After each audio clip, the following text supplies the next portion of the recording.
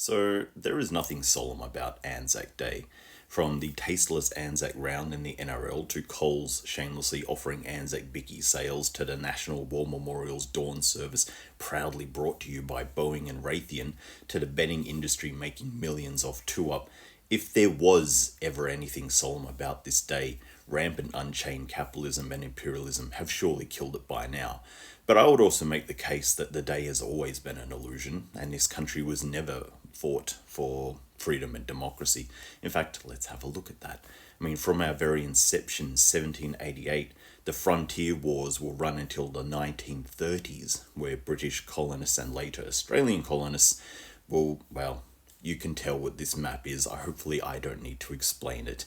This is a map of all the horrors that have been inflicted on this continent in the name of colonialism, and it has nothing to do with freedom and democracy. Our first international war was the Boer War, 1899 to 1902, which was really just a civil war between colonial powers in Southern Africa, where they just wanted to see which white power would be in control of Black Africa.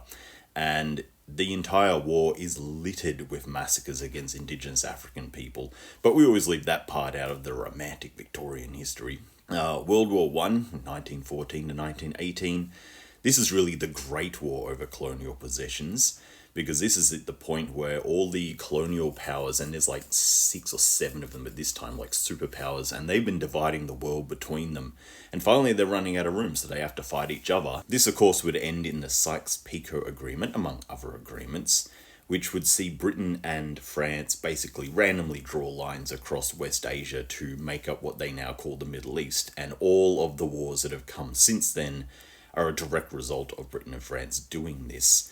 Not to mention, Britain and France would take over all of Germany's colonies after the war, and it will be the start of a new nightmare for them as they endured brutal occupation under Britain and France. And our history just remembers it as like Gallipoli in the Western Front, and this is where the solemn lest we forget, comes from. But if you look at it from the colonial people's point of view, this is just the beginning of their new nightmare.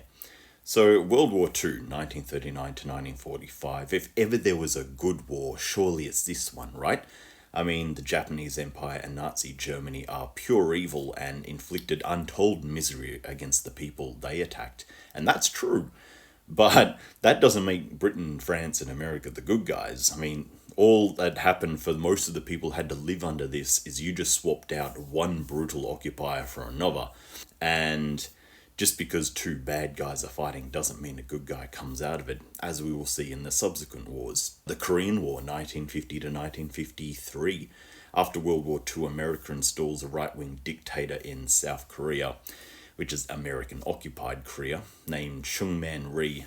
He is brutal, and there's actually a massive brain drain in Korea.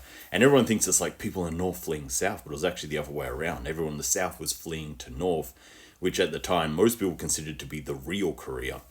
And this is when North Korea, of course, invades South Korea to try and unify the country. We could debate that forever. But I will still really want to focus on our actions in this, and that we basically helped America bomb and devastate the entire Korean peninsula in the name of upholding a US puppet. So if you think that this is about freedom and democracy, it's certainly not. And I think the next war exemplifies that even more. What we call the Malayan Emergency, 1950 to 1960. Our history records this as Australian troops going to fight a counterinsurgency against communist guerrillas in Malayan Peninsula. But really, this is the Malaysian War of Independence, and we were instrumental in trying to keep them down. Malaysia was trying to break away from the British Empire, and we did our utmost best to stop that from happening. And Malaya's experience under Britain is brutal. You can look up the photos from this period. They are horrific. We were certainly not the good guys, and we were not fighting for freedom and democracy. And it's amazing that this is one of those conflicts that really isn't talked about more. In fact, I'll do a whole video on it later. Anyway, let's move on to Vietnam, 1962 to 1973. Again, this is the Vietnamese fighting for their independence. They'd already kicked out the French, they kicked out the Japanese, they kicked out the French again, and then America came to take over and make them a puppet state, and we helped America do that. Thankfully, we lost that, and the people of Vietnam are finally, after so many decades of fighting, were free. Let's move on to Somalia, 1992.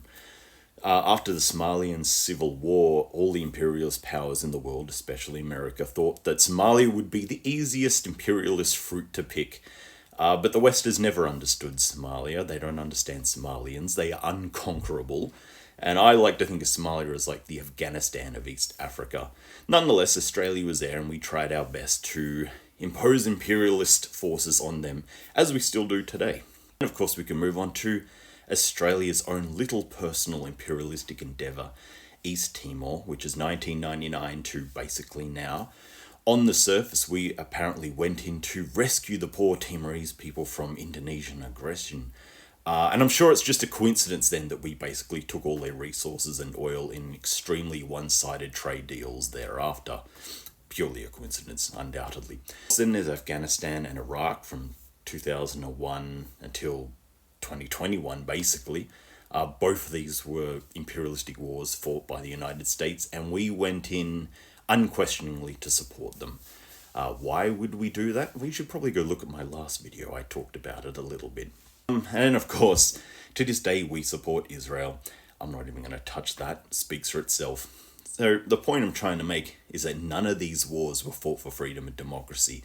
And in every single case, Australian troops on the ground has meant untold misery for the civilians whose land we end up fighting over and trying to control.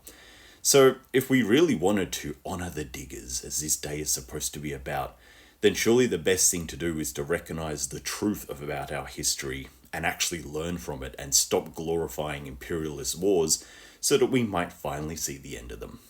Lest we forget. Anyway, something to think about.